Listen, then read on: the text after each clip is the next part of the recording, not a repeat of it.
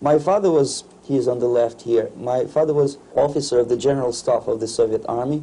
He was inspector of land forces, Soviet troops stationed in countries like Mongolia, Cuba, East European countries. This is the picture taken at the entrance of my Institute of Oriental Languages. It's a part of Moscow State University. As every Soviet student, I was, quote-unquote, volunteering for harvesting grain in Kazakhstan. By the end of my training in school, I was recruited by the KGB. This picture was taken on that day, and you can see again how happy it feels to be recruited by the KGB. Pay special attention to number of bottles on the table. One of my functions was to keep foreign guests permanently intoxicated the moment they land at Moscow airport. In 1967, the KGB attached me to this magazine, Look magazine. A group of 12 people arrived to USSR from the United States to cover the 50th anniversary of October Socialist Revolution in my country. From the first page to the last page, it was a package of lies.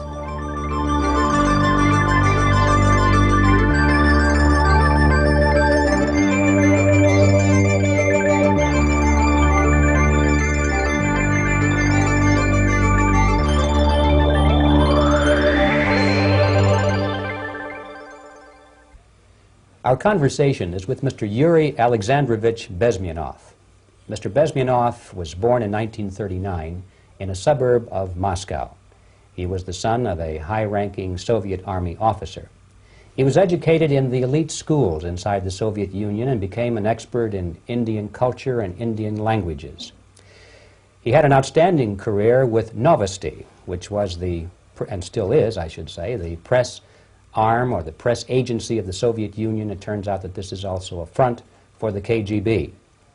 One of his interesting assignments was to brainwash foreign diplomats when they visited Moscow. And he'll tell us a little bit about how they did this and how they planted information which eventually wound up in the press of the free world. He escaped to the West in 1970 after becoming totally disgusted with the Soviet system, and he did this at great risk to his life. He certainly is one of the world's outstanding experts on the subject of Soviet propaganda and disinformation and active measures. Mr. Bezmenov, I'd like to begin by having you tell us a little bit about some of your childhood memories. Well, the most vivid memory of my childhood was Second World War, or to be more precise, the end of the Second World War, when all of a sudden United States, from a friendly nation, which helped us to defeat Nazism, turned overnight into a deadly enemy. And it was very shocking because all newspapers were trying to present an image of belligerent, aggressive American imperialism. Most of the things that we were taught is that United States is aggressive power, which is just about to invade our beautiful, free, socialist country, that American CIA is dropping Colorado beetles on our beautiful potato fields to eliminate our crops, and each schoolboy had a picture of Colorado bug on the back page of his notebook, and we were instructed to go into collective fields to search for those little Colorado bugs. Of course we couldn't find any, neither we could find many potatoes, and that was explained again by the encroachments of the decadent imperialist power.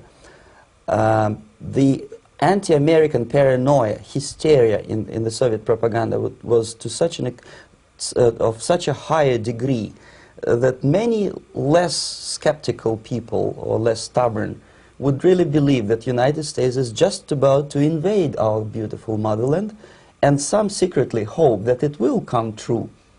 That's interesting. Yes. Well, getting back to life inside the Soviet Union or inside communist countries in general, in this country, at the university level primarily, we read and hear that the Soviet system is different from ours, but not that different, and that there is a convergence developing between all of the systems of the world, and that really it doesn't make an awful lot of difference what system you live under, because you have corruption and dishonesty and tyranny and all that sort of thing. From your personal experience, what is the difference between life under communism and life in the United States? Well, life is obviously very much different for simple reason that the Soviet Union is a state capitalist economically. It's a state capitalism where an individual has absolutely no rights, no value, his life is nothing, it's just like an insect. He is disposable, whereby in the United States even the worst criminal is treated as a human being, he has a fair trial, and some of them capitalize on their crimes. They publish their memoirs in their prisons and get handsomely paid by your crazy publishers. The differences, of course, in the daily life are very various, depending on whom we are talking about. In my own private life, I never suffered from communism simply because I was brought up in a family of high-ranking military officer. Most of the doors were open for me. Most of my expenses were paid by the government, and I never had any troubles with the authorities or with the police. So, in other words, I would say I enjoyed, or I had good reasons to enjoy, all the advantages of so-called socialist system. Mm-hmm. My main motivations to defect had nothing to do with affluence. It was mainly moral indignation, moral protest, rebellion against the inhuman methods of the Soviet system. Well, specifically, what did you object to? I objected, first of all, against oppression of my own dissidents and intellectuals. And that was the most disgusting thing that I witnessed as a young man, young student, who was brought up at a very troublesome period in our history, from Stalin to Khrushchev, from total tyranny and oppression to some kind of liberalization. Second, when I started working for the Soviet embassy in India, to my horror, I discovered that we are millions times more oppressive than any colonial or imperialist power in the history of mankind. That my country brings to India not freedom, progress, and friendship between the nations, but racism, exploitation, and slavery, and of course economical inefficiency to this country. Since I fell in love with India, I developed something which by KGB standards is extremely dangerous thing. It's called split loyalty, when an agent likes a country of assignment more than his own country. I literally fell in love with this beautiful country, a country of great contrasts, but also great humility, great tolerance, and philosophical and intellectual freedoms. My ancestors used to live in caves and eat raw meat when India was a highly civilized nation 6,000 years ago. So obviously the choice was not to the advantage of my own nation. I decided to defect and to entirely dissociate myself from that brutal regime. Mr. Bezmenov, we've read a lot about the concentration camps and the slave labor camps under the Stalin regime. Now the general impression in America is that those things are part of the past. Are they still going on today, or what is the status? Yes. There's no qualitative change in the Soviet concentration camp system. There are changes in numbers of prisoners. Again, this is unreliable Soviet statistics. We don't know how many political prisoners are there in the Soviet concentration camps.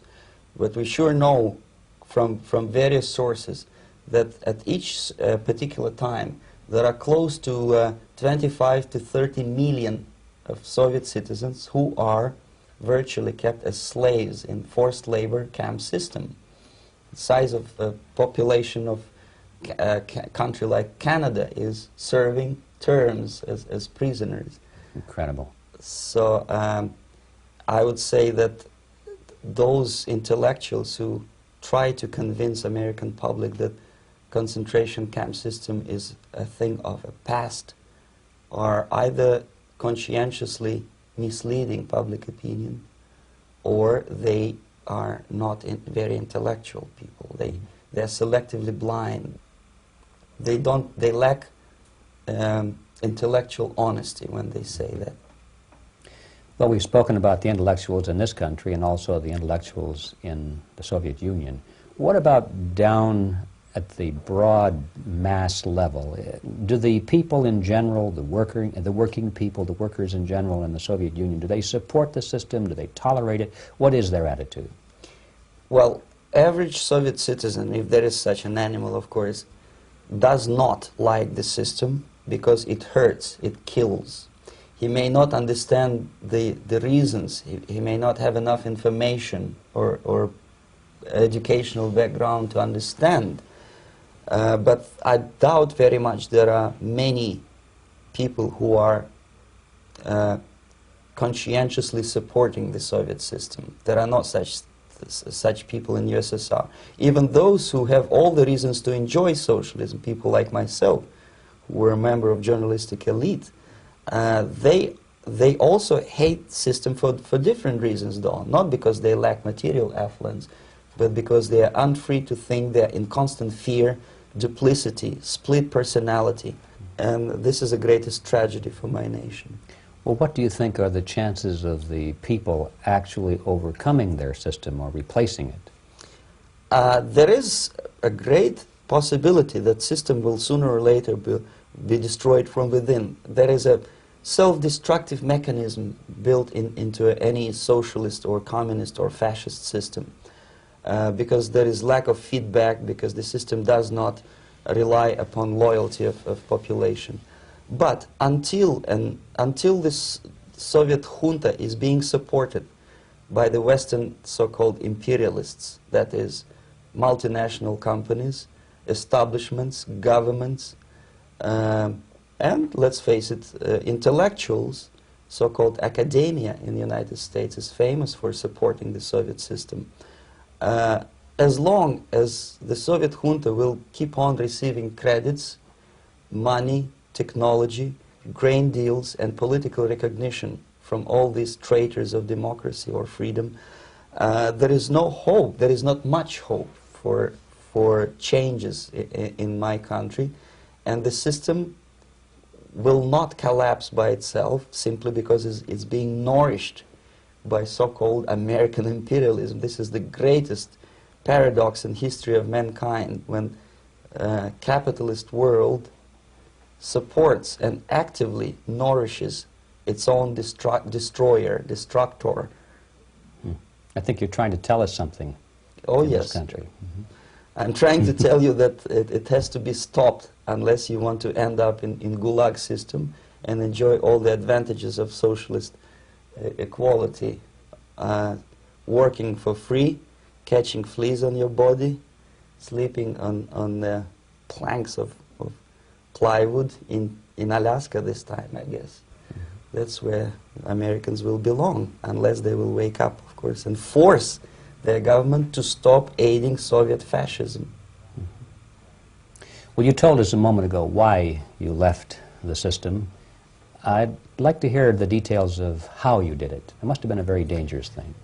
It was not so dangerous, it was crazy. First of all, because defecting in India is virtually impossible, thanks to very strong pressure from the Soviet government. Excuse me, you were in India on assignment at that time? Yes, I was working for the Soviet embassy in New Delhi as a press officer. Mm-hmm. And defecting for a Soviet diplomat is next to impossible. It's a suicide, as I said, because a great friend Indira Gandhi pushed a law through parliament which says, and I quote, "No defector from any country has a right of political asylum in any embassy on the territory of Indian Republic," which is a masterpiece of hypocrisy. No other defector but the Soviet one needs a political asylum. So, knowing that perfectly well, I planned a craziest possible way to defect. I studied counterculture in India. There were thousands of young American boys and girls with no shoes, long hair, smoking hash and marijuana, studying sometimes Indian philosophy, sometimes simply pretending that they studied. And they greatly annoyed Indian police, and they were laughing stock of Indians because obviously they were good-for-nothing students. I studied carefully where they congregate, what routes they travel, what language they speak, what do they smoke. And one day I simply joined a group of hippies to avoid detection of Indian police. I was dressed as a typical hippie with blue jeans, long kameez shirts, with all kind of nice decorations like beads, long hairs, I bought a wig because for several weeks I had to turn myself from a conservative Soviet diplomat into a very progressive American hippie. And that was the only way that I could avoid detection. It was very interesting experience, but it was necessary because from my own knowledge as a member of Soviet embassy staff, I knew that there were many cases when Soviet defectors were betrayed by Indian police, and also some Western embassies played a very dirty role in betraying the Soviet defectors. According to our information, they were some, I wouldn't call them double agents, but simply amoral people working for this for the United States Embassy, and confiding in people like this would be a suicide.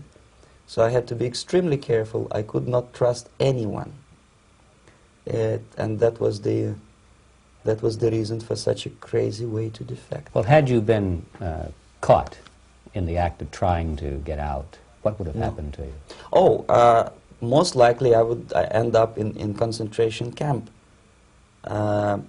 Or, depending on the situation and on the whim of some bureaucrat in KGB, maybe even executed. This is normal practice. Quietly, of course, not publicly. But that would be the end of my defection, of course. Well, when did you finally make it to the United States? In 1970, after about 6 months of debriefing in Athens by the CIA, and I presume FBI too, they let me go first to Germany, then to Canada. That was my decision. I had to change my identity to protect my family and my friends in USSR. And also I was a little bit paranoid knowing that both Soviet KGB and probably some double agents within the American system may be after me. So I wanted to settle down as far away as possible. I requested CIA to give me some kind of new identity and just let me go on my own. And I settled in Canada. I was a student. I changed many professions, from farm help and laundry truck driver to language instructor and broadcaster for Canadian Broadcasting Corporations in Montreal. Well, have you had any threats on your life or any yes. unpleasant In about 5 years, KGB eventually discovered that I am working for Canadian Broadcasting. I made a very big mistake. I started working for overseas service of CBC, which is similar to Voice of America, in Russian language. And of course, monitoring service in USSR picked up every new voice. Every new announcer, they would make it a point to discover who he is. And in 5 years, sure enough, slowly but surely, they discovered that I am not Thomas Schumann, that I am Yuri Alexandrovich Bezmenov, and that I am working for Canadian Broadcasting, and undermining beautiful détente between Canada and USSR. And the Soviet ambassador Alexander Yakovlev made it his personal effort to discredit me. He complained to Pierre Trudeau, who is known to be a little bit soft on socialism. And the management of CBC behaved in a very strange, cowardly way, unbecoming to representatives of an independent country like Canada. They listened to every suggestion that Soviet ambassador gave, and they started shameful investigation, analyzing content of my broadcasts to USSR. And sure enough, they discovered that some of my statements were probably would be offending to the Soviet Politburo. So I had to leave my job. And of course, subtle intimidations. They would say something like, please cross the street carefully because, you know, traffic is very heavy in Quebec. And fortunately, I know about the psychology and the logic of activity of the KGB, and I never allowed myself to be intimidated. This is the worst thing. This is what they expect a person, a defector, to be intimidated. Once they spot that you are scared, they keep on developing that line, And then eventually you either have to give up entirely and work for them, or they neutralize you. They would definitely stop all kind of political activity, which they failed to do in my case, because I was stubbornly working for the Canadian Broadcasting. And in response to their intimidations, I said that, look, this is a free country, and I am as free as you are. And I also can drive very fast. And gun control is not yet established in Canada, so I had a couple of good shotguns in my basement. So welcome to visit me someday with your Kalashnikov's machine guns. So obviously it didn't work. Intimidation didn't work. So they tried different approach, as I described. They approach on the highest level, on the level of Canadian bureaucracy. And on that level they were successful. On that level they were successful. On individual level they failed flat. Mr. Bezmenov has brought a series of slides with him that he has taken from the Soviet Union, and I think this is a good time to take a look at the slides. Yes. Now, the viewers will be able to see these slides as we talk about them. Yes, this is a collection of slides which are, some of them are snapshots from my family album, some of them are documents which I smuggled from the Soviet embassy, and some are reproductions from local mass media. I usually show them to establish my credibility as a defector. This is a picture of my native town, Mytishi, about 20 miles north from Moscow. Characteristically, there's a statue of Comrade Lenin in the central square.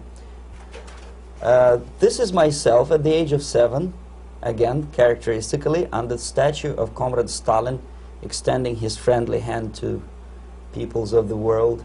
At that age, of course, I was still idealistically minded young communist, and I still believe that sooner or later things will go for better. But I realized that the system stinks, that something is fishy, and that ideology is fake, and the propaganda about advanced Soviet agriculture simply didn't meet the criteria of reality. If they talk about abundance of food and there is none in the stores, there must be something wrong. My father was, he is on the left here, my father was officer of the General Staff of the Soviet Army. He was inspector of land forces, Soviet troops stationed in countries like Mongolia, Cuba, East European countries. Were he alive today, most likely he would be inspecting Soviet troops in Nicaragua, Angola, and many other parts of the world. Fortunately, he died and he didn't see the disgrace, because deep inside he was a Russian patriot. He didn't like the idea of expanding Soviet military might, especially in the areas where we were not welcomed at all. Unlike many other military officers, he was reporting directly to the Minister of Defense, bypassing KGB and diplomatic service. In other words, he was a trusted military professional. And my impression that this type of people are much less hawkish and adventuristic than party bureaucrats in Kremlin. When American mass media describes Soviet military as potentially dangerous counterpart for Pentagon, I simply laugh, because I know better. I know that the most dangerous part of the Soviet power structures are not military at all. Most likely, if they come to power in my country, they'll be more sensible negotiators for nuclear disarmament and withdrawal of the Soviet troops from many parts of the world. But if someone from the party structure or the KGB structure were to give the orders for a military intervention, they have to obey, they would follow, because they are professional military. But you see, the triangle of power and hate in USSR is the party at the top, the party elite, the oligarchy of the party, then the military, and the KGB at the bottom. They hate each other, and the most hated triangle, the most hated corner of the triangle is the Communist Party bureaucrats. They are the most adventuristic, senile megalomaniacs. They can start war, I wouldn't be surprised. Not the military. They know what war is. Yes. At least my father did. This is the picture taken at the entrance of my Institute of Oriental Languages. It's a part of Moscow State University. I graduated in 1963. And now, excuse me, which one were you on? I am on the right. You're on the right. And on the left is my my schoolmate Vadim Smirnov, who later was a apparatchik in the Central Committee of the Soviet Union Communist Party. What is an apparatchik? It's a functionary, something like civil service in British Empire. Someone who is never fired from the service. He stays there internally. He may not be promoted too high, but he's a dependable bureaucrat who will stay forever. I studied not only languages, but also history, literature, even music. I'm on this picture, I'm trying to learn how to play Indian musical instrument. I even tried to look like an Indian when I was second-year student. Not bad, really. Yes, actually it was strongly encouraged by the instructors in my school, because the graduates of my school were later on employed as diplomats, foreign journalists, or spies. As every Soviet student, I was quote-unquote volunteering for harvesting grain in Kazakhstan. This is a biggest agricultural blunder of the Soviet government. But I didn't have much choice, of course, because the communist motto borrowed from the Bible says, "Those who do not work shall not eat." And you can see me eating, therefore I was working, and you can see how happy I was about it. I went through a very extensive physical and military training, including the military games in areas, suburban areas of Moscow. And here, for example, we are on a tour in Arkhangelsk area. And by the end of my training in school, I was recruited by the KGB. This picture was taken on that day, and you can see again how happy it feels to be recruited by the KGB. Our conversation with Yuri Alexandrovich Bezmenov, who is a defector from the Soviet Union, a former propaganda agent for Novosti and the KGB, will continue after this message.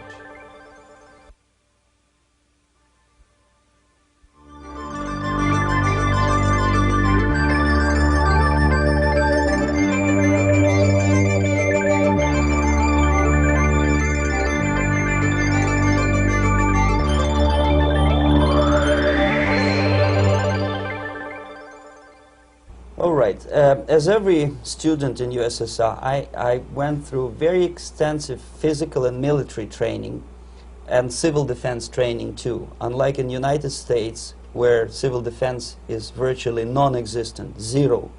In USSR, every student, whatever his major subject, has to go through very extensive 4-year military and civil defense training. You can see me here with a group of students during one of the war games near Moscow. The main idea, of course, is to prepare a huge reserve army of the USSR. Each student has to graduate as a junior lieutenant. In my case, it was administrative and military intelligence service. My first assignment was to India as a translator with the Soviet Economical Aid Group, building refinery complexes in Bihar state and Gujarat state. At that time, I was still naively, idealistically believing that what I was doing contributes to the understanding and cooperation between the nations. It took me quite a number of years to realize that what we were bringing to India was a new type of colonialism, 1,000 times more oppressive and exploitative than any colonialism or imperialism in history of mankind. But at that time, I was still hoping that, well, maybe it's not that bad, could be worse, and things may go for better. And I even tried to implement the beautiful Marxist motto, proletarians of all the countries unite. I tried to unite with a nice Indian girl, and I was fascinated by Indian culture, by the family life in this country. But obviously, Communist Party had different plans for my genes, so I had to marry this beautiful Russian girl. In the span of my career, I married 3 times. Most of these marriages were marriages of convenience, on advice from the Department of Personnel. This is normal practice in USSR. When a Soviet citizen is assigned to a foreign job, he has to be married, either to keep family in USSR as hostages, or, if it's a convenience marriage like mine, so that the husband and wife are virtually informers on each other to prevent defection or contamination by decadent imperialist or capitalist ideas. In my case, I hated that girl so much that the moment I landed in Moscow, we were divorced, and I married later, second time. By the end of my first assignment in India, I was promoted to the position of public relation officer. You can see me here translating a speech by a Soviet boss. And you're on the right. I'm on the right here, yes. And it was, the occasion was commissioning of the refinery complex in Bihar, Barauni. Back in Moscow, I was immediately recruited by Novosti Press Agency, which is a propaganda and ideological subversion front for the KGB. 75% of the members of the Novosti are commissioned officers of the KGB. The other 25 are, like myself, co-opted agents who are assigned to specific operations. In this particular case, you can see me talking to students of Lumumba Friendship University in Moscow. This is a huge school under the direct control of the KGB and Central Committee, where future leaders of the so-called national liberation movements are being educated and selected carefully. And some of them have absolutely, this, for example, is a group of students from Lumumba. They don't look like students at all. They look more like military, and that's exactly what they were. They were dispatched back to their countries to be leaders of the so-called national liberation movements, or to be translated into normal human language, leaders of international terrorist groups. Another area of activity when I was working for the Novosti was to accompany groups of so-called progressive intellectuals, writers, journalists, publishers, teachers, professors of colleges. You can see me here in Kremlin. I'm second on the left, with a group of Pakistani and Indian intellectuals. Most of them pretended they don't understand that we are actually working on behalf of the Soviet government and the KGB. They pretended that they are actually being guests, VIP intellectuals, that they are treated according to their merits and their intellectual abilities. For us, they were just a bunch of political prostitutes to be taken advantage for various propaganda operations.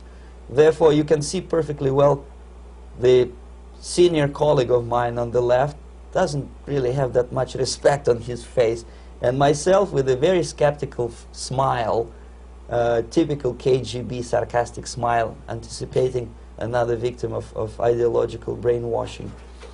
This is how a typical conference in Novosti headquarters in Moscow looked like. Sitting in the middle is Boris Burkov, the then director of Novosti Press Agency, high-ranking party bureaucrat in the Department of Propaganda. I am standing next to a famous Indian poet, Sumitranandan Pant. He was famous because he was an author. He was the author of a famous poem titled Rhapsody to Lenin. That's why he was invited to USSR, and everything was paid by the Soviet government. Pay special attention to number of bottles on the table. This is one of the ways to kill the awareness or curiosity of foreign journalists. One of my functions was to keep foreign guests permanently intoxicated the moment they land at Moscow airport. I had to take them to the VIP lounge and toast to friendship and understanding between the nations of the world. Glass of vodka, then a second glass of vodka. And in no time, my guests would be feeling very happy. They would see everything in kind of pink, nice color. And that's the way I had to keep them permanently for the next 15 or 20 days. At a certain point in time, I had to withdraw alcohol from them so that some of them who are the most recruitable would feel a little bit shaky, guilty, trying to remember what they were talking last night. That's the time to approach them with all kind of nonsense, such as joint communique or statement for Soviet propaganda. That's the time they are the most flexible. And of course, what they didn't understand, they didn't realize or pretended not to realize, that myself, who was drinking together with them, was not drinking at all. I had ways to get rid of alcohol through various techniques, including special pills which were given to me by my colleagues. But they were taking it seriously. In other words, they would consume quite large volumes of alcohol and feel quite uneasy next morning. In 1967, the KGB attached me to this magazine, Look magazine. A group of 12 people arrived to USSR from United States to cover the 50th anniversary of October Socialist Revolution in my country. From the first page to the last page, it was a package of lies, propaganda cliché, which were presented to American readers as opinions and deductions of American journalists. Nothing could be far from truth.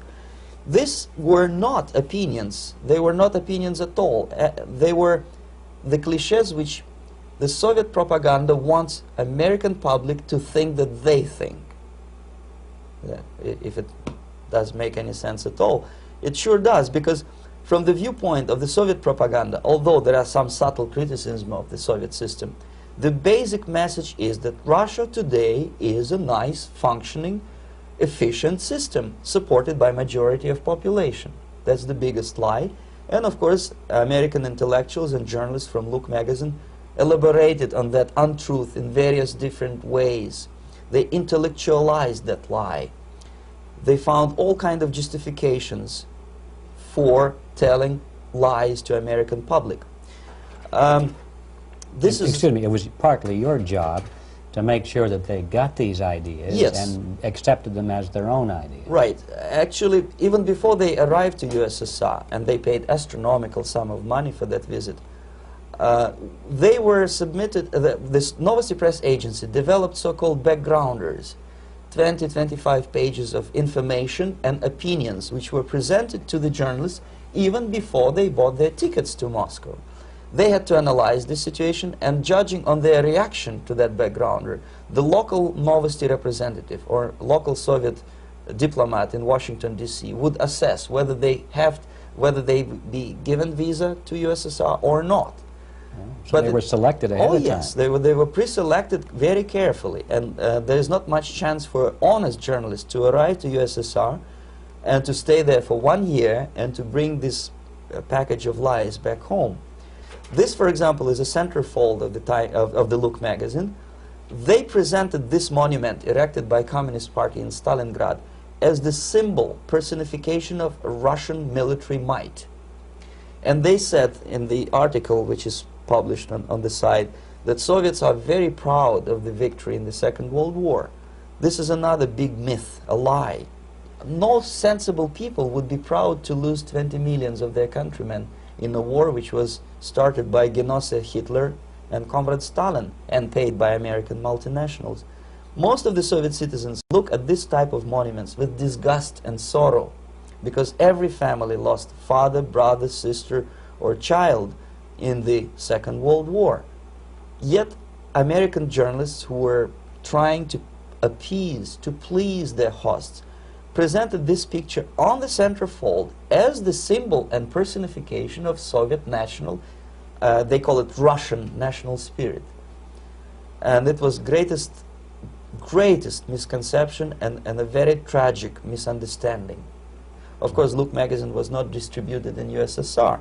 The main audience was in the United States.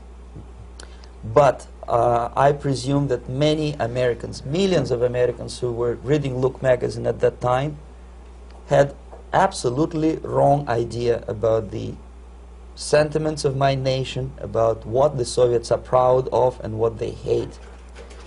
This is a group, you see the same lady with the sword in Stalingrad. This is the group of journalists. Myself is in the center with the same devilish smile. And Mr. Philip Harrington is on the extreme left there with his camera. This is the gentleman which was so deaf or so uninterested in what I had to say to him. This is the same picture, a blow-up of the same picture. Many guests from various countries, in this particular case from Asia and Africa, were taken by me as a Novosti Press Agency employee for a tour across Siberia, for example. We would show them typical kindergarten, you see. Nothing special by American standards. Just nice children sitting, eating their breakfast or lunch. What they could not understand, or they pretended not to understand, that this is an exemplary kindergarten. This is not the kindergarten for average person or average family in USSR. And we maintain that illusion in their minds. You can see myself under the red spot in the middle there, with the same business-like expression. I'm doing my job. That's what I'm assigned to do, and that's what I was paid to do. But deep inside, I still hope that at least some of these useful idiots would understand that what they are looking at has nothing to do with the level of affluence in my nation. This is a better picture which reflects the true spirit of the Soviet childhood. This picture was printed in a Canadian government publication by mistake. In the middle you can see children playing on a small courtyard, and the caption goes, "This is a typical kindergarten in Siberia." What these idiots didn't understand, that it is not kindergarten at all. It is a prison for children of political prisoners. But there was not a single mentioning that what they were visiting actually was an area of concentration camps. And the job of people like myself to help them to not to notice that they are actually talking to prisoners. Most of the children were dressed, especially on the occasion of the foreigners' visit. Of course, there were no corpses on the ground. There were no machine gun guards. And well, it looks not very pleasant, as you see. It looks dull, but obviously it does not create an impression that this is actually a prison.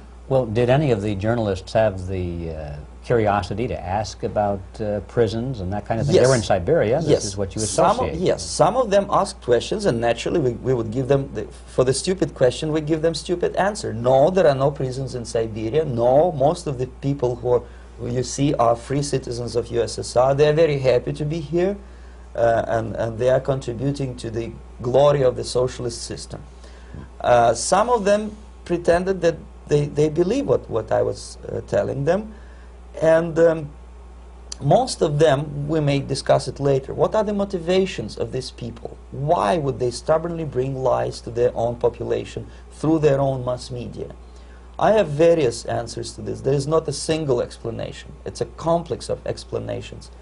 It's fear, pure biological fear. They understand that they are on the territory of an enemy state, a police state.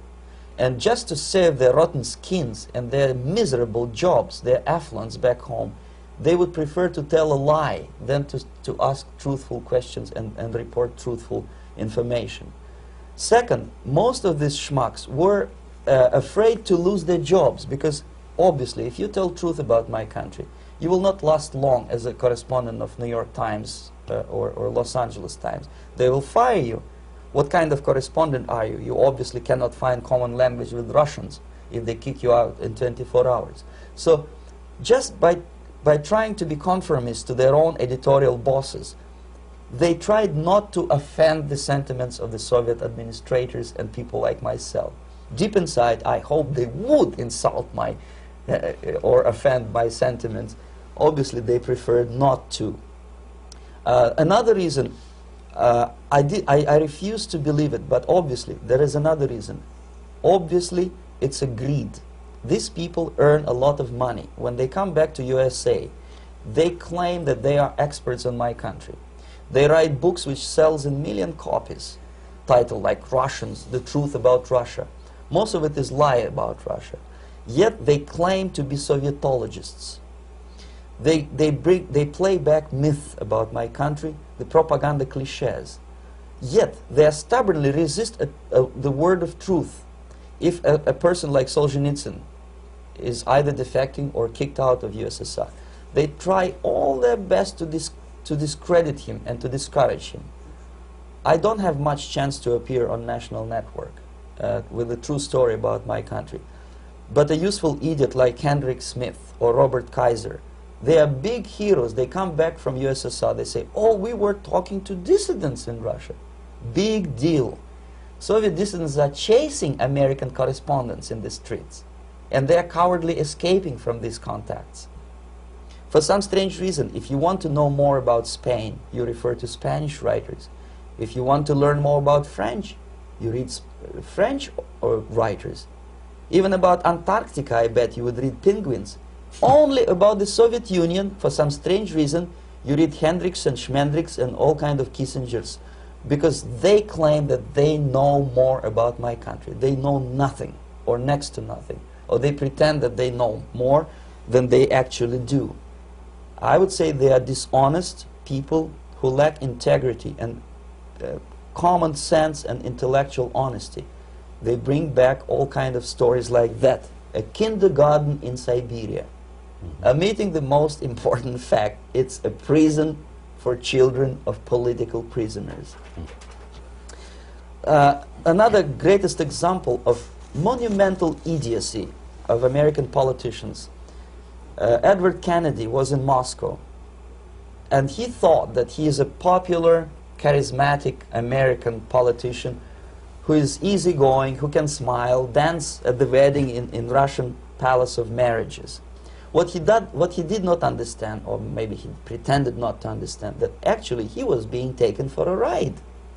This is a staged wedding, especially to impress foreign media, or useful idiots like Ed Kennedy.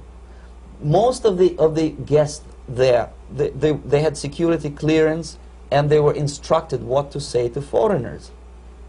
This is exactly what I was doing. You can see me in the same damn wedding palace in Moscow where Ed Kennedy was dancing here. You see, smiling. He thinks he's very smart. From the viewpoint of Russian citizens who observe this idiocy, he's narrow-minded, egocentrical idiot who tries to earn his own popularity through participation in propaganda farces like this. Here you can see myself. On the right, again, exemplary Soviet bride. On the left, 3 journalists from various countries, Asia, Africa, and Latin America.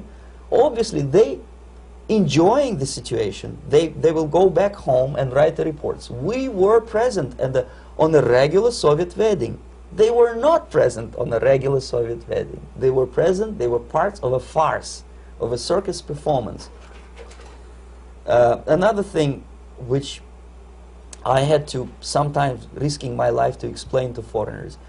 Time magazine, for example, is very critical of South African racist regime. The whole article was dedicated to the shameful internal passport system where blacks are not allowing to live with whites. For some strange reason, for the last 14 years since my defection, nobody wanted to pay attention to my passport. This is my passport. It also shows my nationality, and it has a police rubber stamp, which is called propiska in Russian language, which assigns me to a certain area of residence. I cannot leave that area, same way as this black man cannot leave the area in South Africa. Yet we call South African government racist regime. Not a single Jane Schmonda or Fonda is brave enough, courageous enough to come to media and say, look, this is what happens in USSR. I send a copy of my passport to many American liberals and civil rights defenders and all the other useful idiots. They never bothered to answer me back. This shows what kind of integrity, what kind of honesty these people are. They're a bunch of hypocrites because they don't want to recognize a good example of racism in my country. This is the first stage of befriending a professor. You can see myself on the left with the same James Bond smile. On the right is my KGB supervisor, Comrade Leonid Mitrokhin, and in the middle a professor of political science in Delhi University. The next stage would be to invite him to a gathering of Indo-Soviet Friendship Society. There he is sitting next to his wife before he is being sent to USSR for free trip. Everything is paid by the Soviet government. He was made to believe that he is invited to USSR because he is a talented, sober-thinking intellectual. Absolutely false. He is invited because he is a useful idiot, because he would agree and subscribe to most of the Soviet propaganda cliché. And when he is coming back to his own country, he is going for years and years to teach the beauties of Soviet socialism to newer and newer generations of his students, thus promoting the Soviet propaganda line. the KGB was even curious about this gentleman. It may look innocent. Maharishi Mahesh Yogi, a great spiritual leader, or maybe a great charlatan and crook, depending on from which side you are looking at him. Beatles were trained at his ashram in Hardwar in India how to meditate. Mia Farrow and other useful idiots from Hollywood visited his school, and they returned back to United States absolutely zonked out of their minds with marijuana, hashish, and crazy ideas of meditation. To meditate, in other words, to isolate oneself from the current social and political issues of your own country. To get into your own bubble, to forget about troubles of the world. Obviously, KGB was very fascinated with such a beautiful school, such a brainwashing center for stupid Americans. I was dispatched by the KGB to check what kind of VIP Americans attend this school. That's you on the left. Yes, there. I'm on the left. I was trying to get enrolled in that school. Unfortunately, the Maharishi Mahesh Yogi asked too much. He wanted $500 American for enrollment. But my function was not actually to get enrolled in the school. My function was to discover what kind of people from United States attend this school. And we discovered that, yes, there are some influential members of family, public opinion makers of United States, who come back with the crazy stories about Indian philosophy. Indians themselves look upon them as idiots, useful idiots. To say nothing about KGB, who looked at them as extremely naive, misguided people.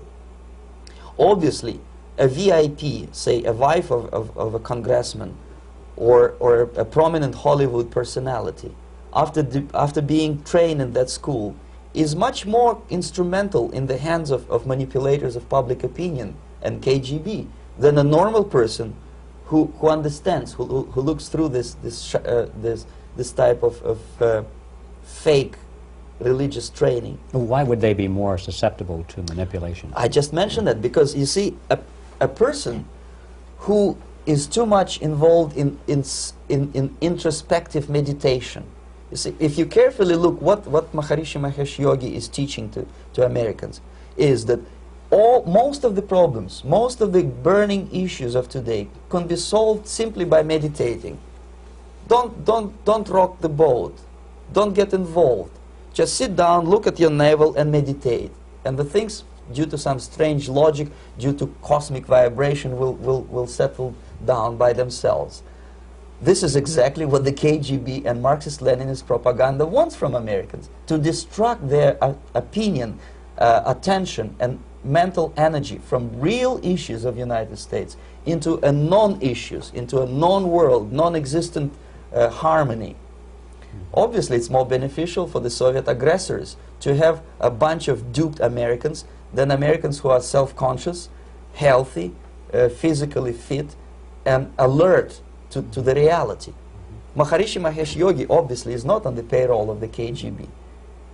But whether he knows it or not, he contributes greatly to demoralization of American society. And he's not the only one. There are hundreds of those gurus who come to your country to capitalize on naivete and stupidity of Americans. It's a fashion. It's a fashion to meditate. It's a fashion not to be involved. So obviously, you can see that if KGB were that curious, if they paid my trip to Hardwar, if they assigned me to that strange job, obviously they were very much fascinated. They were convinced that that type of brainwashing is very efficient and instrumental in demoralization of the United States. Our conversation with Yuri Alexandrovich Bezmenov, who is a defector from the Soviet Union, a former propaganda agent for Novosti and the KGB, will continue after this message.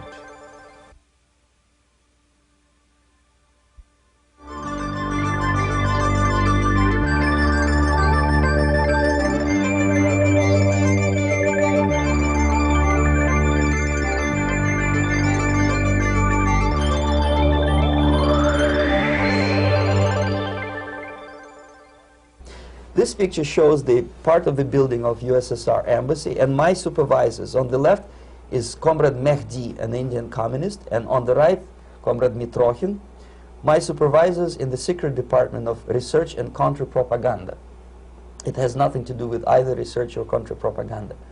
Most of the activity of that department was to compile huge volume of information on individuals who were instrumental in creating public opinion. Publishers, editors, journalists, actors, educationalists, professors of political science, members of parliament, representatives of business circles. Most of these people were divided roughly in two groups. Those who would toe the Soviet foreign policy, they would be promoted to the positions of power through media and public opinion manipulation. Those who refused the Soviet influence in their own country would be character assassinated or executed physically come revolution. Same way as in the small town of Hue in South Vietnam, several thousands of Vietnamese were executed in one night when the city was captured by Viet Cong for only 2 days. And American CIA could never figure out how could possibly communists know each individual, where he lives, where to get him, and would be arrested in one night, basically in some 4 hours before dawn, put on a van, taken out of the city limits and shot. The answer is very simple. Long before communists occupied the city, there was extensive network of informers, local Vietnamese citizens, who knew absolutely everything about people who are instrumental in public opinion, including barbers and taxi drivers. Everyone who was sympathetic to the United States was executed. Same thing was done under the guidance of the Soviet embassy in Hanoi, and same thing I was doing in New Delhi. To my horror, I discovered that in the files where people were doomed to execution, there were names of pro-Soviet journalists with whom I was personally friendly. Pro-Soviet? Yes. They were idealistically minded leftists who made several visits to USSR, and yet the KGB decided that come revolution or drastic changes in political structure of India, they will have to go. Why is that? Because they know too much. Simply because, you see, the useful idiots, the leftists who are idealistically believing in the beauty of Soviet socialist or communist or whatever system, when they get disillusioned, they become the worst enemies. That's why my KGB instructors specifically made a point, never bother with leftists. Forget about these political prostitutes. Aim higher. This was my instruction. Try to get into large circulation, established conservative media. Rich, filthy rich movie makers, intellectuals, so-called academic circles. Cynical, egocentric people who can look into your eyes with angelic expression and tell you a lie. These are the most recruitable people, people who lack moral principles, who are either too greedy or too suffer from self-importance. They feel that they matter a lot. These are the people who KGB wanted very much to recruit. But to eliminate the others, to execute the others, don't they serve some purpose? Wouldn't they be the ones we rely on? They serve purpose only at the stage of destabilization of a nation. For example, your leftists in United States, all these professors and all these beautiful civil rights defenders, they are instrumental in the process of the subversion only to destabilize the nation. When their job is completed, they are not needed anymore. They know too much. Some of them, when they get disillusioned, when they see that Marxist-Leninists come to power, obviously they get offended. They think that they will come to power. That will never happen, of course. They will be lined up against the wall and shot. But they may turn into the most bitter enemies of Marxist-Leninists when they come to power. And that's what happened in Nicaragua. You remember most of these former Marxist-Leninists were either put to prison or one of them split, and now he's working against Sandinistas. It happened in Grenada when Maurice Bishop was already a Marxist. He was executed by a new Marxist who was more Marxist than this Marxist. Same happened in Afghanistan when first there was Taraki, he was killed by Amin, then Amin was killed by Babrak Karmal with the help of KGB. Same happened in Bangladesh when Mujibur Rahman, very pro-Soviet leftist, was assassinated by his own Marxist-Leninist military comrades. It's the same pattern everywhere. The moment they serve their purpose, all the useful idiots are either be executed entirely, all the idealistically minded Marxists, or exiled, or put in prisons, like in Cuba. Many former Marxists are in Cuba, in prison. So most of the Indians who were cooperating with the Soviets, especially with our Department of Information of the USSR Embassy, were listed for execution. And when I discovered that fact, of course I was sick. I was mentally and physically sick. I thought that I'm going to explode one day during the briefing at the ambassador's office. I would stand up and say something that we are basically a bunch of murderers. That's what we are. It has nothing to do with friendship and understanding between the nation and blah, blah, blah. We are murderers. We behave as a bunch of thugs in a country which is hospitable to us, a country which with ancient traditions. But I did not defect. I tried to get the message across. To my horror, nobody wanted even to listen, least of all to believe what I had to say. And I tried all kinds of tricks. I would leak information through letters or lost documents or something like that. And still I got no message. The message was not published, even in the conservative mass media of India. The immediate impulse to defect was Bangladesh crisis, which was described by American correspondents as Islamic grassroots revolution, which is absolute baloney. There was nothing to do with Islam, and there was no grassroots revolution. Actually, there are no grassroots revolutions, period. Any revolution is a byproduct of a highly organized group of conscientious and professional organizers, but has nothing to do with grassroots. In Bangladesh, it was nothing with grassroots. Most of the Awami League party members, Awami League means People's Party, were trained in Moscow in the High Party School. Most of the Mukti Fauj leaders, Mukti Fauj in Bengali means People's Army, same as SWAPO and all kind of liberation armies all over the world, the same bunch of useful idiots. They were trained at Lumumba University and various centers of the KGB in Simferopol, in Crimea, and in Tashkent. So when I saw that Indian territory is being used as a jumping board to destroy East Pakistan, I saw myself thousands of so-called students traveling through India to East Pakistan, through the territory of India, and Indian government pretended not to see what's going on. They knew perfectly well, the Indian police knew it, the intelligence department of the Indian government knew it, the KGB of course knew it, and the CIA knew it. That was most infuriating, because when I defected and I explained to the CIA debriefers they should watch out because East Pakistan is going to erupt any moment, they said I was reading too many James Bond novels. Anyway, so East Pakistan was doomed.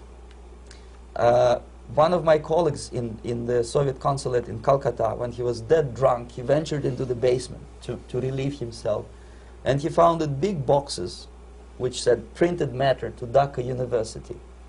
Dhaka is the capital of East Pakistan. And since he was drunk and curious, he opened one of the boxes and he discovered not printed matter. He discovered Kalashnikov guns and ammunition in there. Anyway, it's a long story.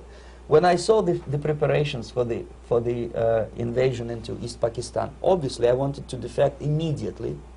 The only thing I couldn't at that time make up my mind when and where and how. One of the reasons, of course, you see, I was in love with India. I mentioned it before. I spoke the languages. I socialized with people. And I understood that I had to act fast unless I want this beautiful country to be permanently and irreparably damaged by our presence. One of the reasons not to defect was, as you can see, I was living in relative affluence.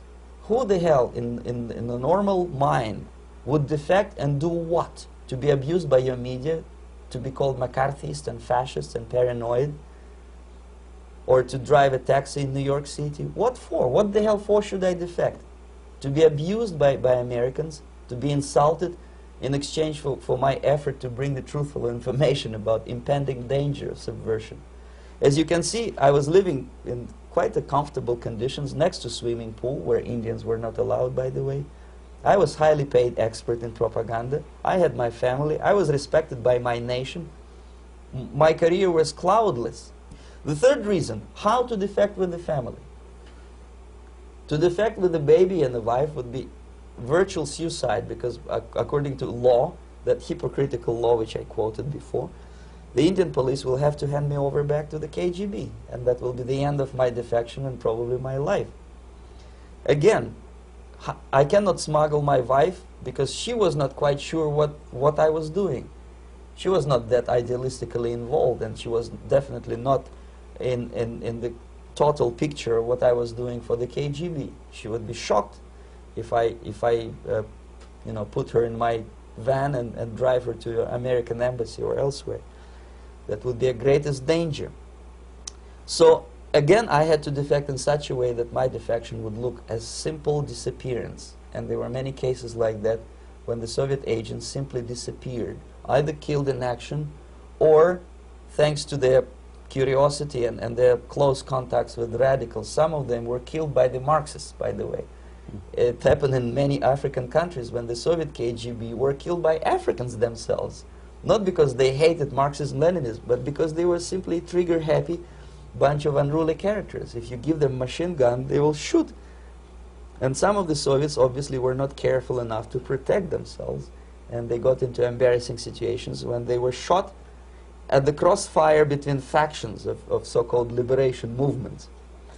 Anyway, so I decided, as I said, to study the counterculture. I decided this probably would be the best way to disappear.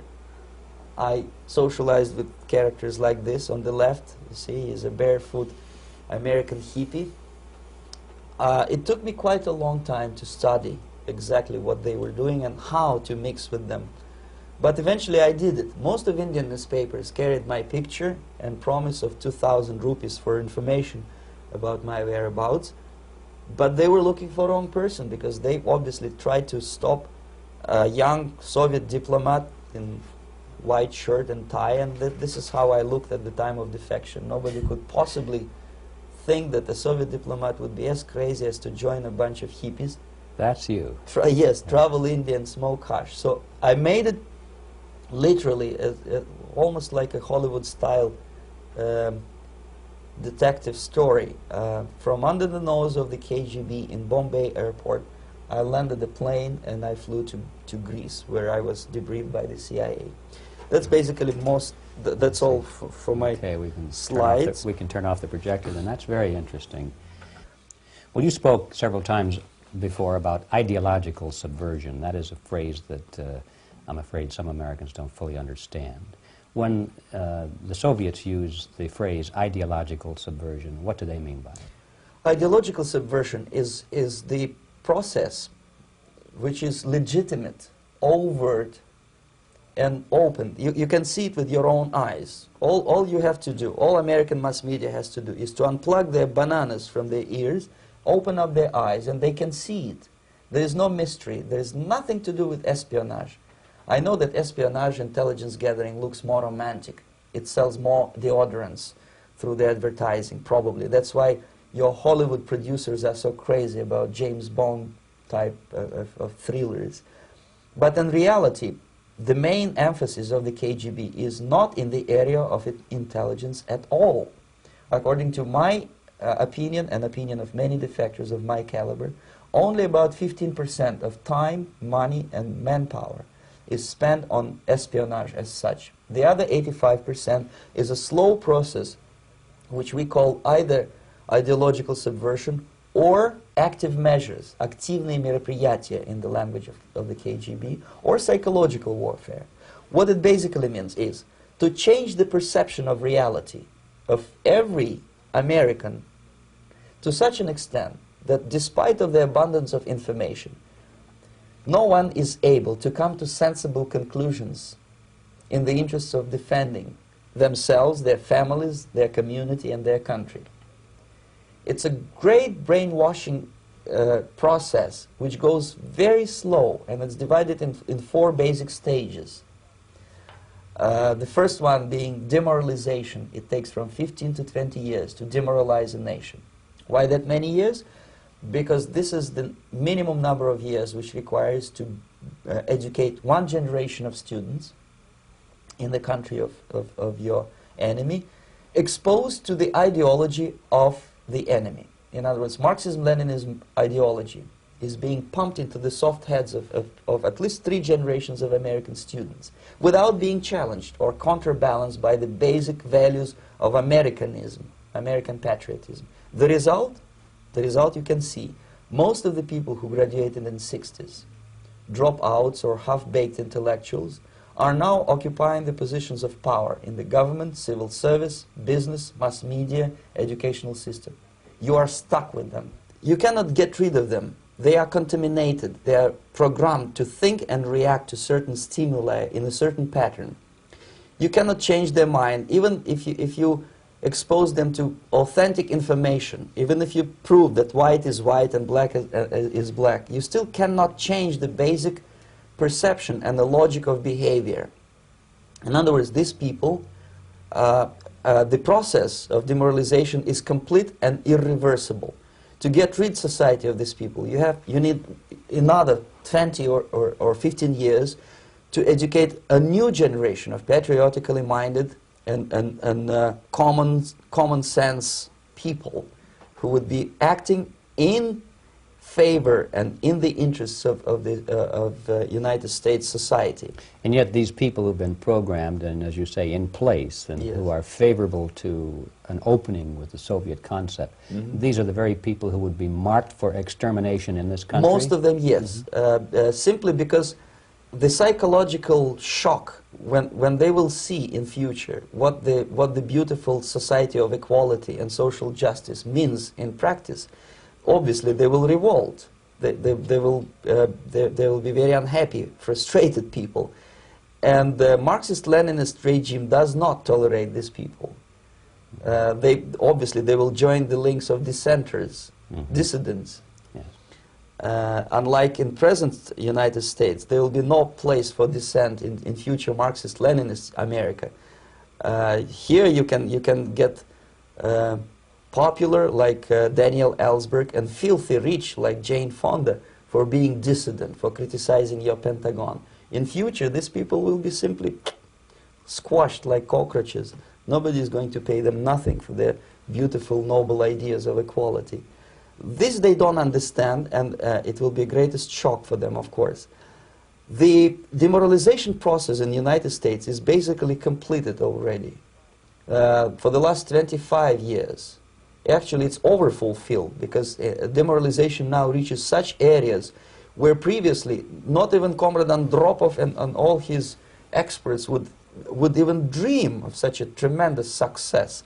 Most of it is done by Americans to Americans, thanks to lack of moral standards. As I mentioned before, exposure to true information does not matter anymore. A person who was demoralized is unable to assess true information. The facts tell nothing to him. Even if I shower him with information, with authentic proof, with documents, with pictures, even if I take him by force to the Soviet Union and show him concentration camp, he will refuse to believe it until he is going to receive a kick in his fat bottom. When a military boot crashes his balls, then he will understand, but not before that. That's the tragic of the situation of demoralization. So basically America is stuck with demoralization, and unless, even if you start right now, here, this minute, you start educating new generation of Americans, it will still take you 15 to 20 years to turn the tide of ideological perception of reality back to normalcy and patriotism. The next stage is destabilization. This time, subverter does not care about your ideas and the patterns of your consumption. Whether you eat junk food and get fat and flabby, doesn't matter anymore. This time, and it takes only from 2 to 5 years to destabilize a nation, what matters is essentials: economy, foreign relations, defense systems. And you can see it quite clearly that in some areas, in such sensitive areas as defense and economy, the influence of Marxist-Leninist ideas in the United States is absolutely fantastic. I could never believe it 14 years ago when I landed in this part of the world that the process will go that fast. The next stage, of course, is crisis. It may take only up to 6 weeks to bring a country to the verge of crisis. You can see it in Central America now. And after crisis, with a violent change of power, structure, and economy, you have so-called the period of normalization. It may last indefinitely. Normalization is a cynical expression borrowed from Soviet propaganda. When the Soviet tanks moved into Czechoslovakia in '68, Comrade Brezhnev said, "Now the situation in brotherly Czechoslovakia is normalized." This is what will happen in the United States if you allow all these schmucks to bring the country to crisis, to promise people all kind of goodies and the paradise on earth, to destabilize your economy, to eliminate the principle of free market competition, and to put a big brother government in Washington, D.C., with benevolent dictators like Walter Mondale, who will promise lots of things, never mind whether the promises are fulfillable or not. He will go to Moscow to kiss the bottoms of new generation of Soviet assassins, never mind. He will create false illusions that the situation is under control. Situation is not under control. Situation is disgustingly out of control. Most of the American politicians, media, and educational system trains another generation of people who think they are living at a peacetime. False. United States is in a state of war, undeclared total war against the basic principles and the foundations of this system. And the initiator of this war is not Comrade Andropov, of course. It's the system. However ridiculous it may sound, the world communist system or the world communist conspiracy, whether I scare some people or not, I don't give a hoot. If you are not scared by now, nothing can scare you. But you don't have to be paranoid about it. What actually happens now, that unlike myself, you have literally several years to live on unless the United States wake up. The time bomb is ticking. With every second, the disaster is coming closer and closer. Unlike myself, you will have nowhere to defect to, unless you want to live in Antarctica with penguins. This is it. This is the last country of freedom and possibility. Okay, so what do we do? What is your recommendation to the American people? Well, the immediate thing that comes to my mind is, of course, there must be a very strong national effort to educate people in the spirit of real patriotism, number one. Number two, to explain them the real danger of socialist, communist, whatever, welfare state, big brother government. If people will fail to grasp the impending danger of that development, nothing ever can help United States. You may kiss goodbye to your freedom, including freedoms to homosexuals, to prison inmate. All this freedom will vanish, evaporate in 5 seconds, including your precious lives. The second thing, the moment at least part of United States population is convinced that the danger is real, they have to force their government. And I'm not talking about sending letters, signing petitions, and all this beautiful, noble activity. I'm talking about forcing United States government to stop aiding communism. Because there is no other problem more burning and urgent than to stop the Soviet military-industrial complex from destroying whatever is left of the free world. And it is very easy to do. No credits, no technology, no money, no political or diplomatic recognition, and of course no such idiocy as grain deals to USSR.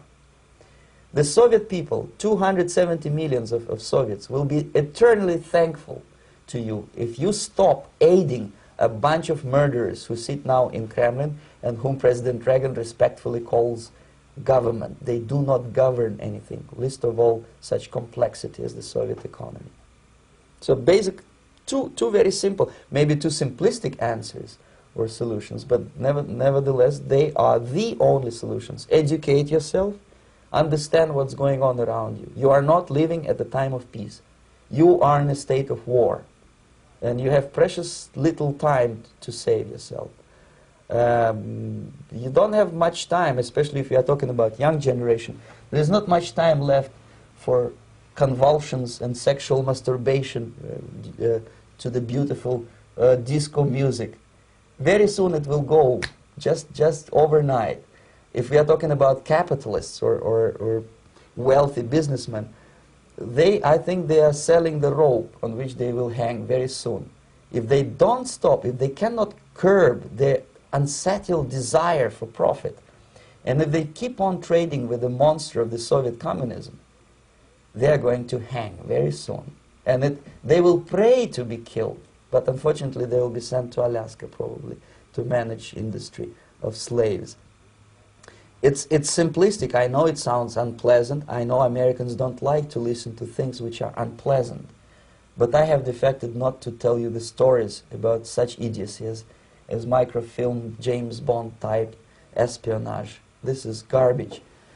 You don't need any espionage anymore.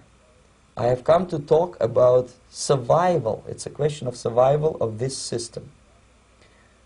You may ask me, what is it in for me? Survival, obviously, because unlike, as I said, I am now in your boat. If we sing together, we'll sing beautifully together. There is no other place on this planet to defect to.